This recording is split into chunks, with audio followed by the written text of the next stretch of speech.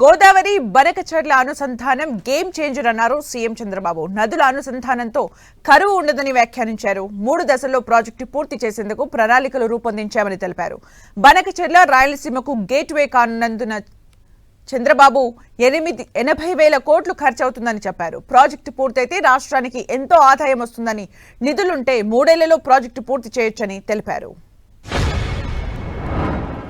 మనం కానీ సమర్థవంతంగా నదులు అనుసంధానం చేసి ఎక్కడికక్కడ రిజర్వాయర్స్ కూడా కొన్ని కట్టుకోవాల్సిన అవసరం ఉన్నాయి. అవి కట్టుకుంటే భవిష్యత్తులో నీటి సమస్య ఉండదు.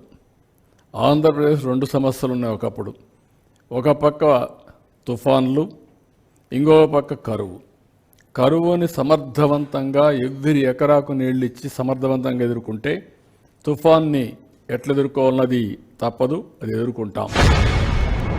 ఒక మాటలో చెప్పాలంటే it is a game changer.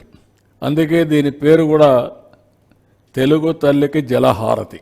మనం సమర్పించడం కన్న తల్లి కోసం రుణం తీర్చుకోవడం కోసం ఎప్పుడు జన్మభూమి పాట రాశాం. ఇప్పుడు ఇది చేయగలిగితే తెలుగు తల్లికి జలహారతి ఇవ్వడం అవుతుంది. మొత్తం 3 సెగ్మెంట్స్గా తీసుకున్నాం. ఒకటి గోదావరి నుంచి కృష్ణా రివర్కి, కృష్ణా రివర్ నుంచి Nagarjunasagar right main canal Bollapalli reservoir, 3 Bollapalli reservoir నుంచి Banakacherla regulator. Banakacherla is the gateway of Rayalaseema. అక్కడి నుంచి హంద్రీనేవా, తెలుగు గంగా, ఎస్ఆర్బీసీ, లేకపోతే కేసీ కెనాల్ అన్నింటికి కూడా కనెక్ట్ చేయొచ్చు.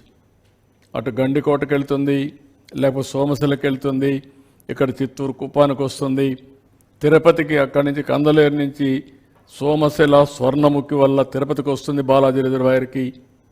So it is a big network. అటు సైడు ఇటు సైడు ఏ పక్క తీసుకున్న వచ్చే అవకాశం ఉంటుంది. అయితే ఈ 3 సెగ్మెంట్స్ ఇంపార్టెంట్. దీనికి మినిమం 80,000 కోట్ల నుంచి ఒక 90,000 కోట్లు అవుతాయి. ఇంకో ప్రాబ్లం కూడా ఉంది. ఎవ్రీ 5 years 40% కాస్ట్ పెరుగుతుంది. 10 years అయితే 80-90% పెరుగుతుంది. ఇప్పుడు 80,000 కోట్లు రేపు రాబోయే రోజుల్లో 10 ఏళ్ళు కానీ వదిలిపెడితే 1,60,000 కోట్లు అవుతాయి. ఒకసారి ఇరిగేషన్ ఇన్ఫ్రాస్ట్రక్చర్ వస్తే రాయలసీమ హార్టికల్చర్ హబ్గా తయారవుతుంది. ఇక్కడ ఆంధ్రప్రదేశ్లో అక్వాకల్చర్ ఉంటుంది. ఇంకొక పక్కన ఎక్కడ కరువు అనే మాట ఉండదు. తాగడానికి నీళ్లు, ఇండస్ట్రీకి నీళ్లు ఇవన్నీ కూడా వస్తాయి. It is a game changer. మనం చేసేదంతా సముద్రం లేకపోయే 3,000 టీఎంసీ నీళ్ళల్లో 300 టీఎంసీ 10% నీళ్లు డైవర్ట్ చేయడమే మనం చేయాల్సింది. దీనివల్ల ఎక్కడికక్కడ రిజర్వాయర్స్ అన్నీ కూడా ఒక బ్యాలెన్సింగ్ రిజర్వాయర్స్గా తయారవుతాయి.